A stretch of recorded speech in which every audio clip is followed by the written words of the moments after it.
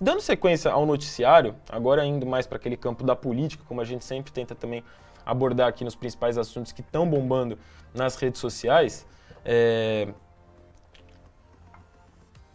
a gente vai falar agora sobre Apio, Eduardo Apio, juiz que até ontem era o titular responsável pelas investigações da Lava Jato, foi afastado.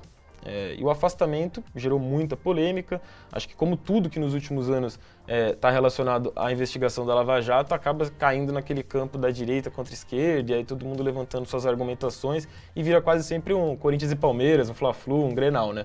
E a gente vai tentar aqui mostrar os fatos para vocês e depois ir para as opiniões ali que estão sendo dadas no Twitter, nas redes sociais. Vão deixando vocês também, a de vocês, sobre esse caso aí no chat. E deixa o like, como o pessoal aqui do Flow News está pedindo no chat.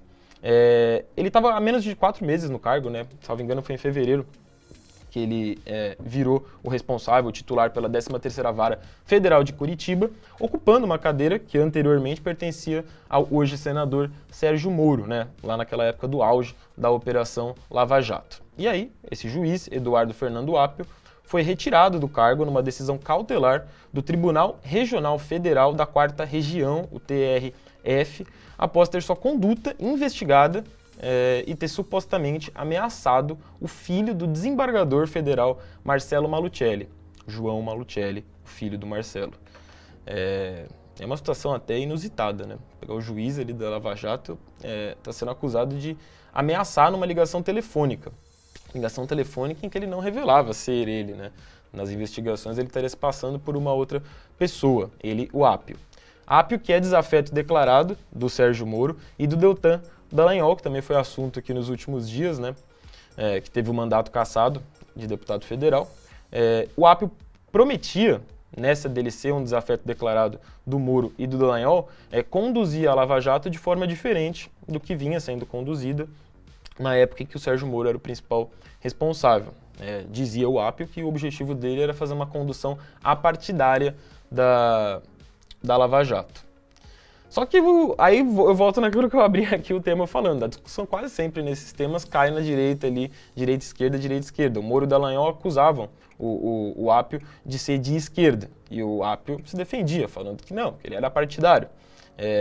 Só que ontem, coincidentemente ou não, um pouco antes dessa decisão da Justiça aí de afastar o Apio do cargo de juiz ali da Lava Jato, ele confirmou uma informação que em princípio estava surgindo como um boato, mas ele confirma numa entrevista à Globo News que ele usava a expressão Lula, uma abreviação de Lula, né? Lula 22, como sigla de acesso para os sistemas da Justiça Federal lá no Paraná, que é um dos motivos que faz o Moro, o Dallagnol e apoiadores do Moro e do Dallagnol de acusarem o Apio de não ser apartidário, né? Dele ter uma posição política. O Apio se defendeu nessa entrevista à Globo News, um pouco antes de ser afastado do cargo, não foi afastado por isso oficialmente, mas ele se defendeu dizendo que se tratava apenas de um protesto silencioso e isolado dele ali contra a prisão do Lula, que ele considerava, na época, ilegal. O TRF suspeita de uma ligação telefônica do Apio, isso está sendo apurado ainda, com ameaças contra o advogado João Malucelli, que é o filho do Marcelo Malucelli, desembargador.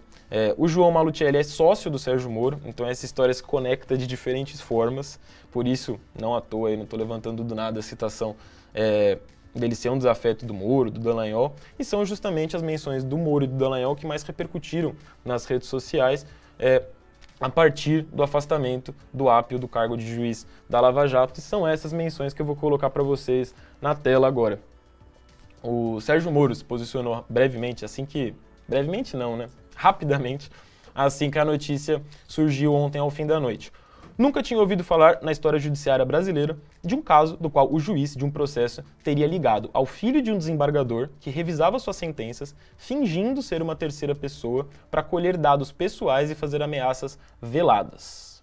Deltan Dallagnol também foi nessa linha crítica urgente. TRF4 acaba de afastar o juiz militante, e aí é justamente esse apelido que eu me referi, né, que eu falei para vocês, de Lula 22, da Lava Jato. O tribunal descobriu que a ligação com ameaças feita ao filho do desembargador Marcelo Malucelli foi feita por Apio, conduta absolutamente inacreditável por parte de um juiz federal, capaz de gerar demissão. parece quase sempre um chumbo trocado, né? Assim, em comparação ao noticiário de ontem envolvendo ali o Deltan Dallagnol, por exemplo. Aliás, falando em chumbo trocado, aí a gente vai para outra linha da repercussão ali no Twitter. O André Janones deixou esse posicionamento em resposta, salvo engano, ao Moro aqui, ao post que eu acabei de ler do Moro. Aí ele ironiza, né? A escrita do Moro. Nunca tinha ouvido falar na história judiciária brasileira de um caso do qual o juiz de um processo teria se unido a um promotor corrupto que revisava suas sentenças, fingindo ser uma pessoa honesta para colher dados pessoais, vazar conversas ilegalmente, até prender o acusado ao arrepio da lei e depois ainda virar ministro do outro candidato, deixar o governo acusando o mesmo de interferência na PF e depois voltar novamente com o rabo entre as pernas atrás de um cargo de senador para livrá-lo da cadeia. Então, acaba virando, como eu falei ali no começo, quase com Palmeiras e Corinthians, um Fla-Flu, um Grenal.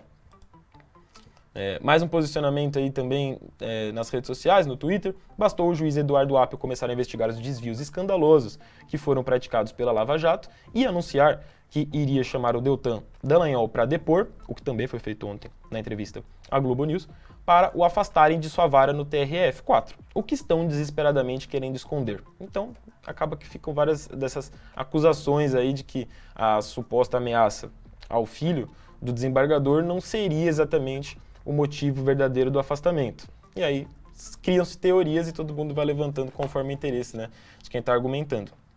Mais um tweet também, aí em referência a uma entrevista concedida pelo advogado criminalista Antônio Cacai, deu a opinião dele como advogado criminalista, abre aspas, afastar o juiz de sua jurisdição por um ato que, ao que tudo indica, não tem a gravidade suficiente para tal, é um abuso, inominável.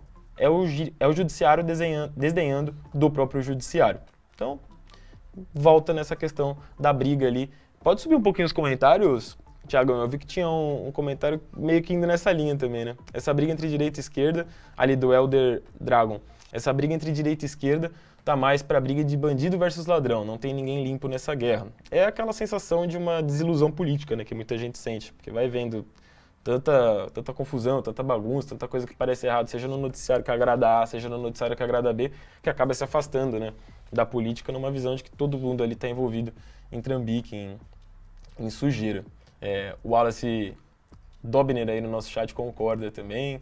O Revel se referindo silencioso. Eu não entendi, eu falei uma coisa silenciosa agora também, né? O protesto dele, né? Contra a prisão do Lula usando a senha Lula 22 ali. Que situação. E o Sheik Titas brinca, ele sou ambidestro, chuto com a esquerda e com a direita. O engenheiro Wallace Dobner traz uma informação que eu não sabia e também não é tão relevante aqui pro caso, né? Mas fica como uma curiosidade. A família Malucelli é tradicional no futebol, tinha até time de futebol. O J. Malucelli, time de futebol. Conheço, só não tinha feito associação. Não sabia que era da família Malucelli, Wallace Dobner. Valeu aí pela informação. E o Jorge Melo diz da Lava Jato só sai desgraça. Engraçado que ao longo dos últimos anos a Lava Jato meio que foi alvo primeiro ali do pessoal mais de esquerda, depois passou a ser alvo mais do pessoal de direita e no final das contas o Jorge Melo tem essa visão de que só sai desgraça dali, que acaba sendo uma visão meio que de forma geral mesmo das pessoas.